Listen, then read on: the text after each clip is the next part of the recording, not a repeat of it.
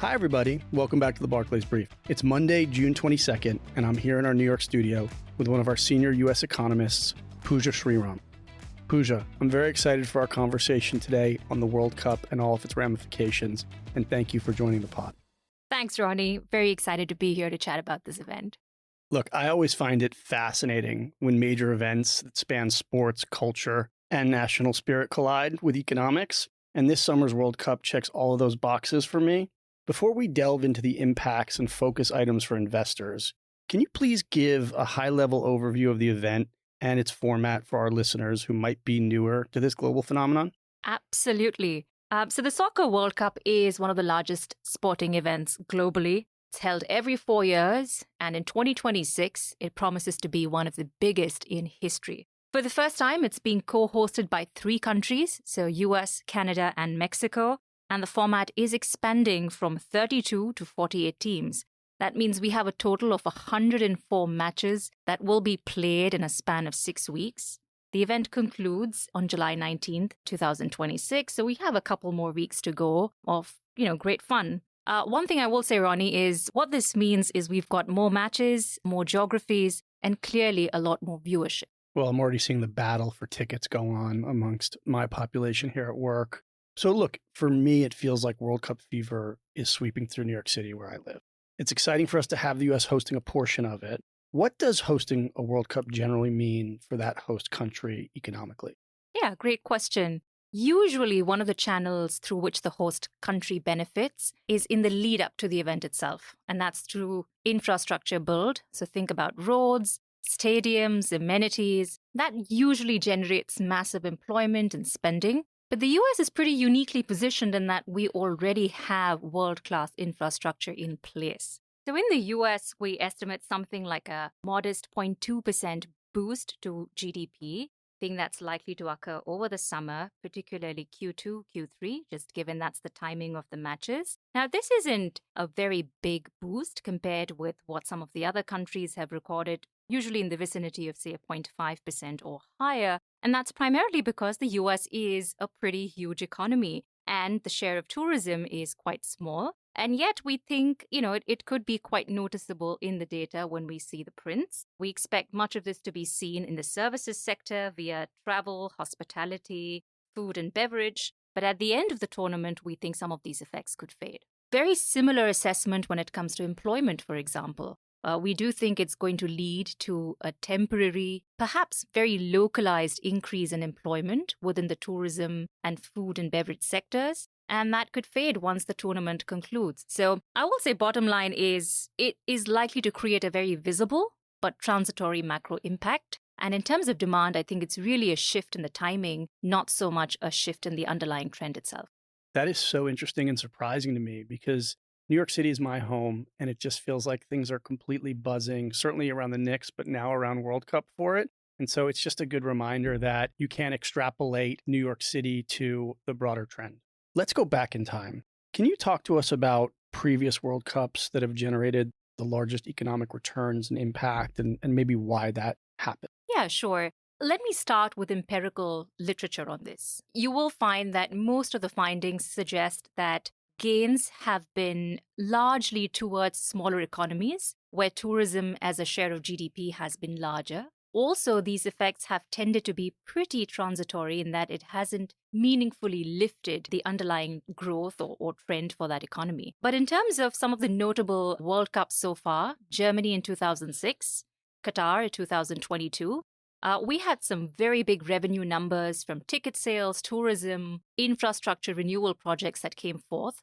So I think these are quite memorable in terms of what the World Cup did for the host countries. So we've covered betting and prediction markets on this podcast earlier this year. I imagine this will be huge for that sector. Can you help us quantify that impact for investors, please? Absolutely. I think it is one of the clearest beneficiaries of this event. Look, the World Cup is expected to generate a pretty sharp spike in attention.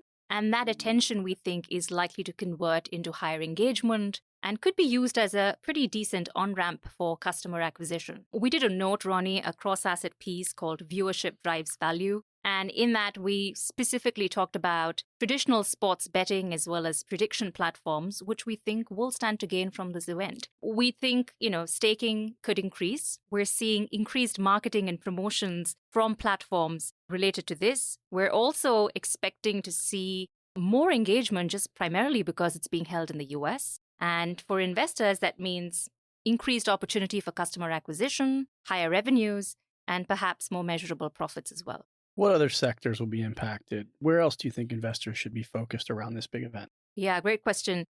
Look, we have a way of thinking about this. I think the first channel could be through capturing demand. Just because of the sheer scale of this event, you could think about sectors related to packaged food, convenience retail, restaurants, very closely tied to how the average viewer chooses to watch the match, whether it's going to be at home or more socially. The second is through engagement monetization. So think about your sectors like the media, advertising, the sports betting platforms, really about capturing attention and converting that into customer acquisition. And finally, I think brand placement. It's a great opportunity for a lot of firms to amplify their brands, given the event is going to be held at such a large scale.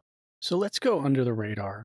If you think in broad economic terms, what are some things that nobody's talking about that could actually matter or be affected by this World Cup?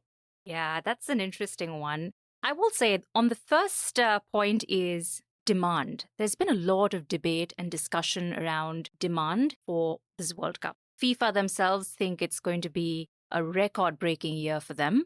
There was a news article last week where they said that viewership was perhaps the highest it's been for a particular day. And yet, when you look at some of on-the-ground metrics, the incoming data suggest that there are pockets of weaknesses. Hotels perhaps not seeing, the same amount of bookings that they expected going into this event, for example. So I will say what we're learning is demand, for the time being, seems to be pretty uneven.